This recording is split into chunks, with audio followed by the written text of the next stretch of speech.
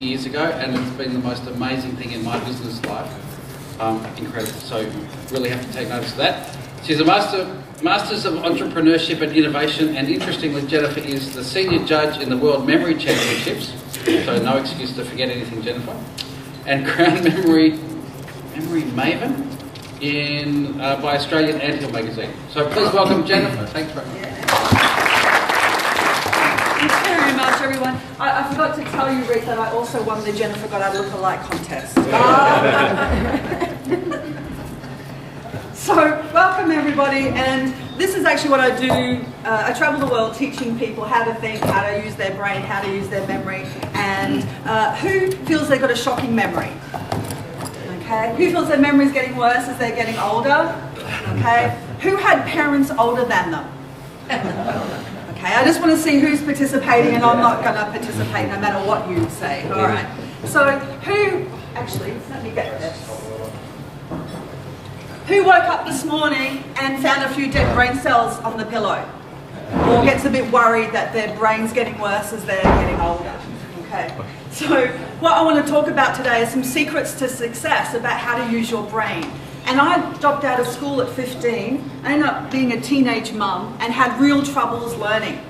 And who's read a book and completely forgotten what the book was about, you know, a day later or something, yeah? So what I found is that I had brain envy. I was envious of everybody else's brain. That was the real challenge that I had. And I met Bill about 14 years ago, and he said I could use my brain by using techniques such as mind maps. I said, what on earth is a mind map? He said, it's a way to take notes and make notes that's in tune with your brain. So I thought I'll give anything a go. And so it wasn't until I read this article about how to train your brain that you can train it to be even better. I'm not sure if his name is Dr. Daniel Amen, or Amen. Yeah, one of the two. Okay, I'll work on that joke a little bit more. Boy, all right. So I thought I'd share with you 8 secrets to success. Is that okay? With just 8 quick secrets to success. Are there more? Sorry? Are there more? There are many more, but I just want to share the top 8. Because I run the World Memory Championships, I have to confess, my memory is still improving, which is why I organise the Memory Championships, not participate. But I thought we'd do a bit of a test. Okay, what's one way to remember stuff?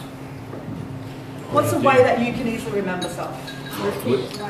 Association? Word association, mnemonic or something like that. You know, you use the first word at everyone. So we know we've got 8. Okay, so my first secret to success is to have a mentor. And I've been really lucky to have a mentor like Tony Buzan. Now, Tony's written over 100 books in the area of thinking, learning and creativity. And this is Tony and I, we're going to go flying to the 12 Apostles. And you want to have a mentor that is visionary and shares your vision. And a mentor that shares the same values as you as well. So it's really good to have a mentor, or as we get older, to mentor younger people or other people. So having a good mentor is good. My next one is I for imagination, imagination. Now I want everyone at the moment to think of Apple. In your head, think of Apple. Who saw a red apple? Green apple? Apple iPod computers? Gwyneth Paltrow's daughter, Apple? No? Who saw APPLE? A little bit, but did everyone sort of see an image first? So our brain works through imagination, imagination. And having that image, that vision of where you want to go to. And Goddard, I love his quote for him, he says, whatever you can do or dream you can, begin it. Genius has magic power in it. Begin it now. I think that's with Rotary. We have this, goal. We have this dream, like end polio now, and that we can easily do that and begin that. My second secret is about networking. And when you network, it's about adding value to other people.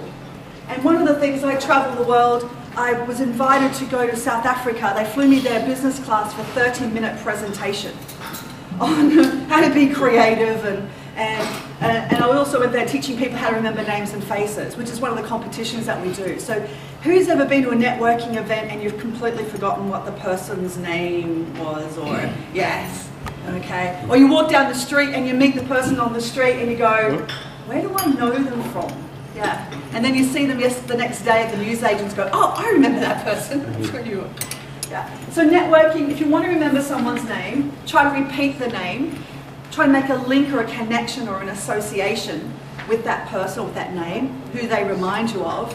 And then you might want to exaggerate a feature. Because 10% of us will have an unusual name, like someone who's tall and thin and their name is Rod. Oh, some people have I met a guy in England at the memory championships, his name was Ted Eggs. He told us lots of good jokes. Okay. The other 80% of us are just a bit of hard work. You know, there's nothing on this face that says Jennifer, which is why often I have to wear this when I'm presenting at workshops and conferences, because I can get people to remember my name. Yeah. But then someone will come up to me and go, who's Jennifer Goddard? And I'll say, someone gorgeous and blonde and here. You know, so that's a challenge, but it's an easy techniques to help remember someone else's name. So networking is the key thing, remembering the name, but also adding value. And I always hand my business card over with 2 hands, because people say, oh, that's unusual, that's nice. You've been to China, or you've been to Japan, or something like that. You know, it's a bit different, it's a bit unusual. So networking is a key part of things, and that's where Rotary, the value of networking, is really beneficial. So my 4th secret is about daydreaming. Who loves daydreaming? Who's had a daydream in this room while I've been talking? I hope so, because you get an A in my class for daydreaming, yes. The ability to daydream, to let the thoughts settle, petal. Whether you call it chilling out, whether you call it prayer, whether you call it meditation. That ability to just build that mental cushion, just to let the thoughts flow. Because where do you do your best thinking?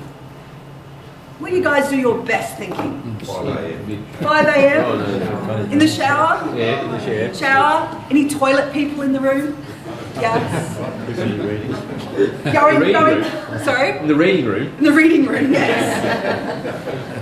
Who goes for a walk and all of a sudden has a BFO? A blinding flash of the obvious, yes. All right. I can see it now. We'll have a board meeting. We want everybody here to do their best thinking. And a few people want to go jump in the shower. A few other people want to go in the reading room or go for a walk. Sorting it out. Okay. So the ability to switch off, to think, to allow the brain to settle is really, really important. And that's where often we get our best ideas. So that's reactive thinking, passive thinking, and reactive thinking is where, who's good under the fan when hit the fan, yeah? Well, we also want to be able to have deliberate creative thinking, which is what Bill and I specialise in. We ran a workshop yesterday about helping people think better, be more creative, using Edward de Bono's techniques. Anyone heard of Edward de Bono? Yeah? I'm a certified or certifiable lateral thinking trainer. And Bill's the senior de Bono trainer here in Australia. So we teach people to think and teach them how to learn. So the daydreaming element is a core part of our thinking and learning. Okay, and the other important thing is to get in touch with this universe that's in your head. We've got 1 million brain cells. 1 billion of these little suckers, 100 billion of them. Each one is capable of making up to 50,000 connections to another one. All right? What percentage of our brain do they say we use? 10%? Yeah? You know what the good news is? It's less than 1%. Now it's not saying do I just use this bit or this bit or this bit, but if I've got 1 million of the suckers, each capable of making up to 50,000 thoughts or connections, how many possible thoughts can you have? And the guy that calculated this, his name was Professor Anakin at Moscow University. Now Anakin. Luke Skywalker, yeah, Darth Vader. Who thought of Darth Vader or Star Wars as soon as I said Anakin? Yes. If you can explain how I'm talking about something else and your brain made one connection to another brain cell of Star Wars like that, you'll get a Nobel Prize like that. It's just amazing what our brain can do.